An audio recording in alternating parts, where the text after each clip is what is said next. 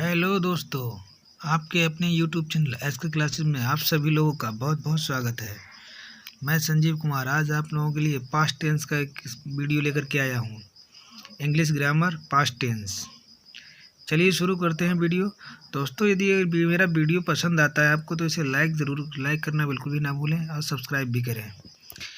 उसके पास में एक घंटी है, बेल आइकन, उसे भी दबाना ना भूलें। चलिए शुरू करते हैं पास्ट टेंस। अब तक हम लोग वीडियो बना चुके हैं कि टेंस कितने प्रकार के होते हैं और प्रेजेंट इंडेफिनिट का स्पेशल प्रेजेंट इंडेफिनिट टेंस का भी वीडियो बनाया जा चुका है। आप प्ले लिस्ट में जाकर के उसको चेक कर सकते हैं। चलिए शुरू करते हैं पास्ट टेंस। दोस्तों, क्या है कि पास्ट टेंस की पहचान जिन वाक्यों की क्रियाओं के अंत में आ, ए, ई, था, थी, थे, ता था, तीथी, तेथे, सका, शकी, सके आदि शब्द आते हैं। जिन वाक्यों की क्रियाओं के अंत में सका, सकी, सके, आ, ए, ई, था, थी, थे, ता था, तीथी, तेथे आदि शब्द आते हैं, वहाँ पर पास्ट इंडेफिनिट टेंस होता है। दोस्तों, क्या है कि इन वाक्यों में सब्जेक्ट की आदत भी प्रकट करता है ना। सब्जेक्ट में क्या होता है, आदत प्रकट होती है, हैबिट प्रकट होती है। चलिए आगे देखते हैं पास्ट इंडेफिनिट टेंस का अफर्मेटिव सेंटेंस। सबसे पहले क्या है, देखिए इसमें हम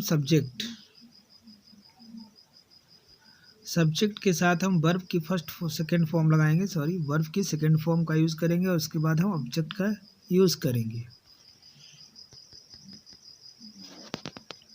इसे लिखा है कि उसने अपना पाठ याद किया, तो उसने की अंग्रेजी होती है ही। उसने क्या है, यहाँ पर सब्जेक्ट है तो सब्जेक्ट क्या है, उसने की अंग्रेजी होती है ही। फिर उसके बाद नियम के अनुसार वर्ब, तो वर्ब क्या है, याद किया है ना, याद करना वर्ब है। तो इसकी हम सेकेंड फॉर्म यानी लर्न की सेकेंड फॉर्म लर्नड हो जाएगी। और अपना पाठ, तो ऑब्जेक्ट क्या हो गया, अपना पाठ, यानी ही के साथ अपनी की अंग्रेजी हिज आएगी। और उसके बाद लेसन यानी ही लर्नड हिज लेसन, उसने अपना पाठ याद किया। चलिए आगे देखते हैं।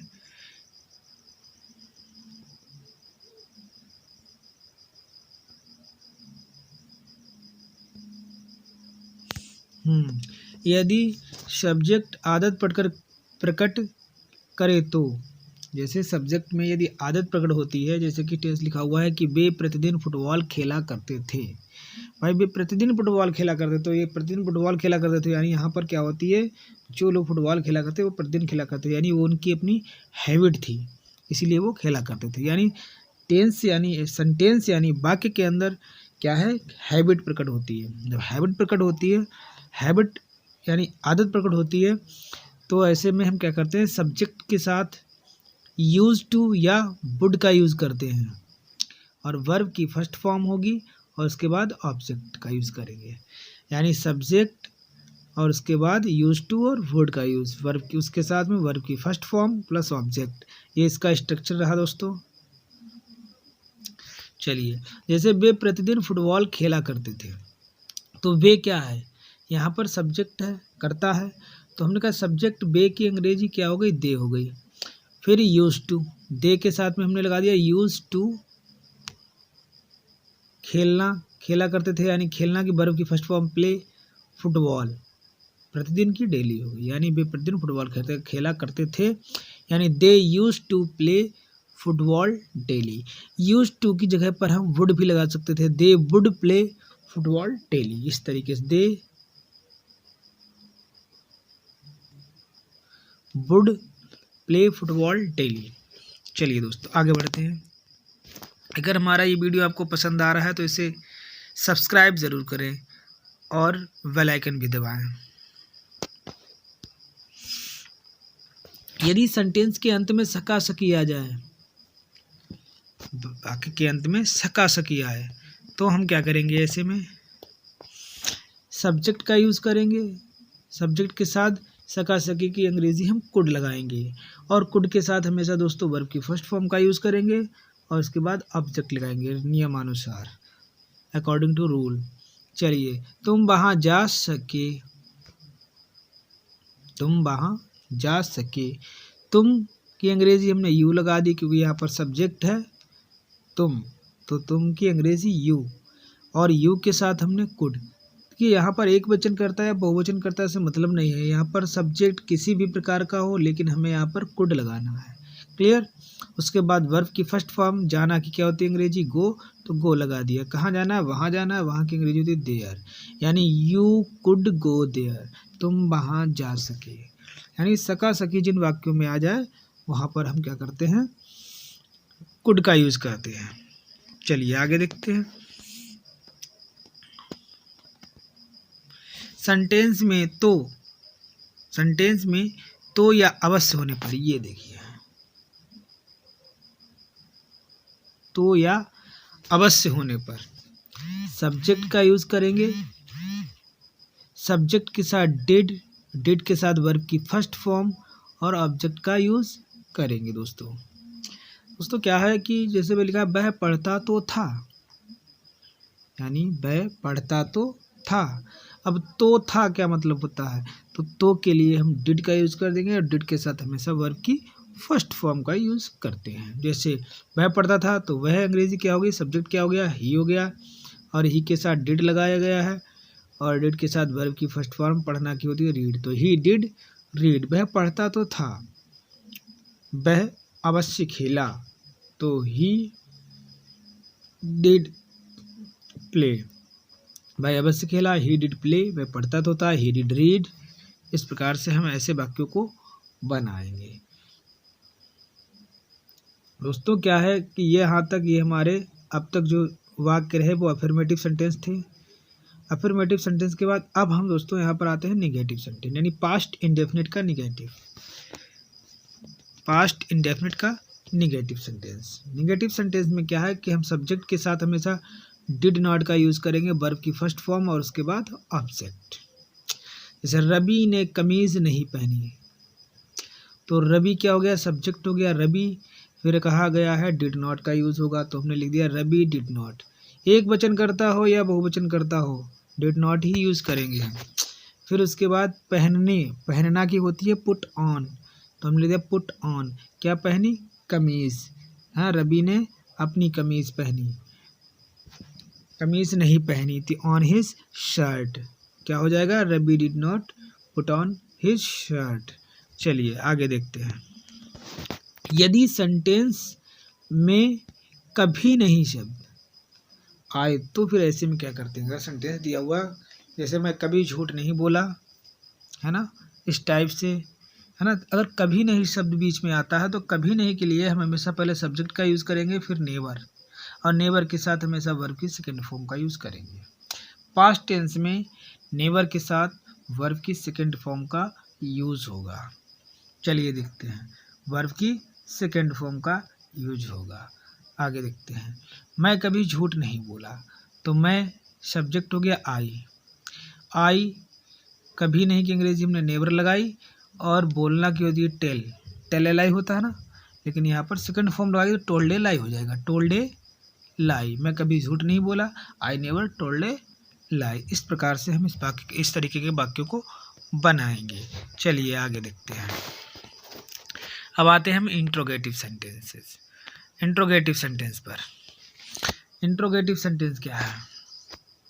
इंट्रोगेटिव सेंटेंस में क्या होता है कि यदि क्या शब्द अगर शुरू में आता है तो ऐसी कंडीशन में हम किस तरीके से वाक्य को बनाएंगे।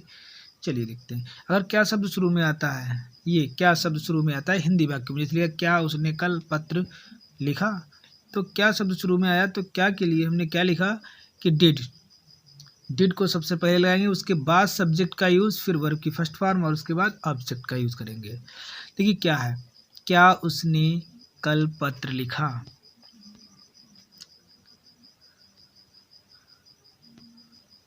तो क्या की जगह हमने डिड का यूज़ किया सबसे पहले, और उसने की अंग्रेजी ही लिखी यानी सब्जेक्ट हो गया। फिर वर्ब लिखना है यानी राइट, क्लियर। डिड का यूज किया, फिर सब्जेक्ट, फिर वर्ब, और उसके बाद ऑब्जेक्ट। पत्र लिखा तो पत्र ए लेटर, है ना। कब लिखा, कल लिखा, यस्टरडे। तो क्या होगा, क्या उसने कल पत्र लिखा, तो did he read a letter yesterday. Last में क्वेश्चन मार्क जरूर लगाएंगे दोस्तों। क्या है, प्रश्नवाचक वाक्यों में लास्ट में अंत में हम क्वेश्चन मार्क जरूर लगाते हैं।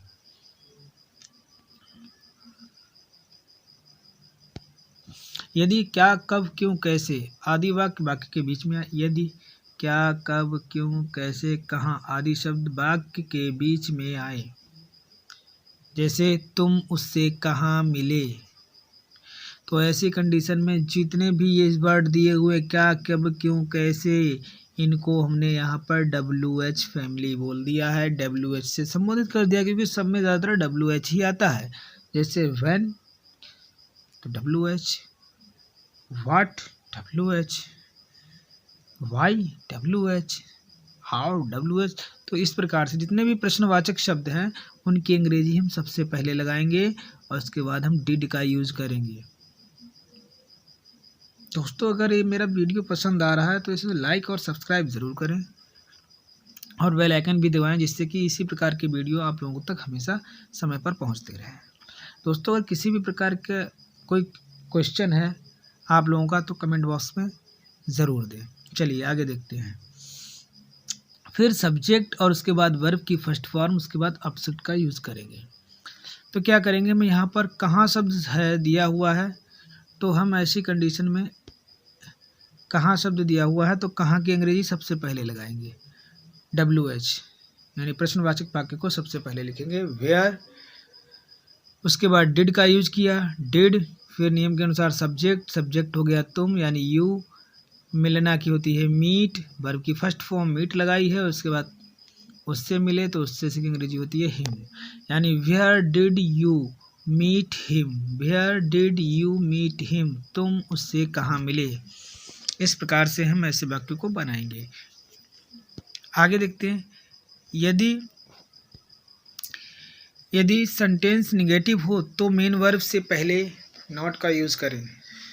हाँ दोस्तों क्या है कि यदि सेंटेंस जो है वो निगेटिव में दिया हो तो मेन वर्ब क्या होती है, मेन वर्ब ये है मीट, ये जो होती है डिड हेल्पिंग वर्ब बोली जाती है और ये जो होती है मेन वर्ब है।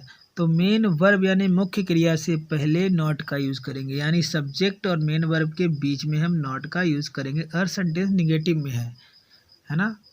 जैसे तुम उससे कहाँ मिले तो तुम उससे कहाँ नहीं मिले, इस प्रकार से वाक्य होता तो यू नॉट मीट हिम लगते हैं, यानी where did you not meet him. इस तरीके से सेंटेंसेस को हम बनाते हैं।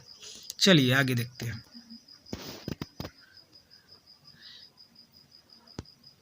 सका सकी सके के लिए कुड का यूज करते हैं। सका सकी सके के लिए पहले हम बता ही चुके हैं कि कुड का यूज करते हैं। बस इसमें क्या करना है, अगर सका सकी के वाले वाक्य हैं तो उनमें कुड को हम शुरू में ले आएंगे, हेल्पिंग वर्ब है कुड को शुरू में ले आएंगे। जैसे क्या वे घर पहुंच सके थे तो कुड दे रीच होम। चलिए आगे देखते हैं। हु के साथ वर्ब की सेकंड फॉर्म का यूज होता है। यदि हु वाला सेंटेंस निगेटिव है तो डिड नॉट वर्ब की फर्स्ट फॉर्म लगाते हैं। ध्यान रखिएगा दोस्तों, हु अपने आप में एक सब्जेक्ट है, ठीक है, तो हु के साथ हमेशा वर्ब की सेकंड फॉर्म का यूज होता है। यदि सेंटेंस निगेटिव है तो हम डिड नॉट और प्लस वर्ब की फर्स्ट फॉर्म का यूज करते हैं। सुरेश को गणित किसने पढ़ाया, तो हु टॉट, पढ़ाना की अंग्रेजी होती है टॉट, सुरेश मैथमेटिक्स, सुरेश को गणित किसने नहीं पढ़ाया तो हम क्या लगाते, who did not teach Suresh mathematics, यानी टॉट की फर्स्ट फॉर्म टीच होती, टीच की सेकंड फॉर्म टॉट है ना। अगर नहीं सेंटेंस दिया होता सुरेश को गणित किसने नहीं पढ़ाया, तो हम यहाँ पर who did not teach Suresh mathematics का यूज़ करते हैं। चलिए आगे देखते हैं। जैसे किसने पाठ याद नहीं किया, तो यहाँ पर इस तरीके से दिया है, who did not learn the lesson. किसने पाठ याद नहीं किया, who did not learn the lesson, है ना। डिड नॉट का यूज़ किया गया है, वर्ब की फर्स्ट फॉर्म का भी यूज़ हुआ उसके बाद। चलिए, जिन वाक्यों में क्या होता है कि सेंटेंस में जैसे सेंटेंस दिया हुआ है नहीं जाया करता था, इस तरीके के वाक्य यूज़ होते हैं, तो हम वहाँ पर वुड नॉट का यूज़ करते, वुड नॉट गो का यूज़ करते हैं, डिड नॉट यूज टू गो।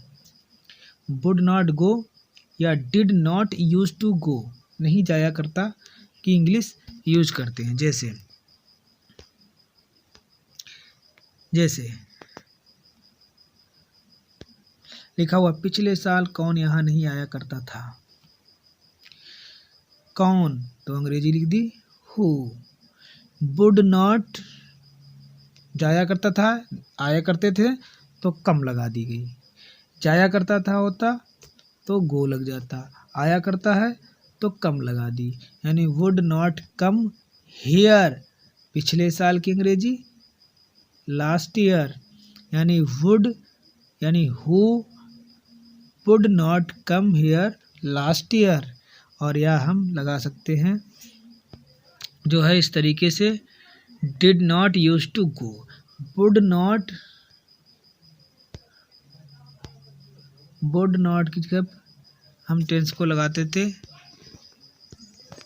देखो ये है यहाँ पे did not use to go, इस तरीके से। यहाँ वुड नॉट की जगह पर हम क्या करते, did not use to go, यानी did not use to go, इसका भी हम यूज कर सकते हैं। दोस्तों यहाँ पर राइटिंग अच्छी नहीं है, इस पर ध्यान मत देना, ये यहाँ पर लिखा हुआ है, इसको समझ लेना।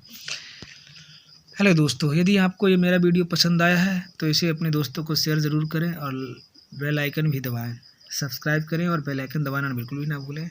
इसी प्रकार के आप लोगों को वीडियो मिलते रहेंगे। अगला वीडियो बहुत ही जल्दी आप लोगों के पास सामने आ जाएगा। धन्यवाद दोस्तों।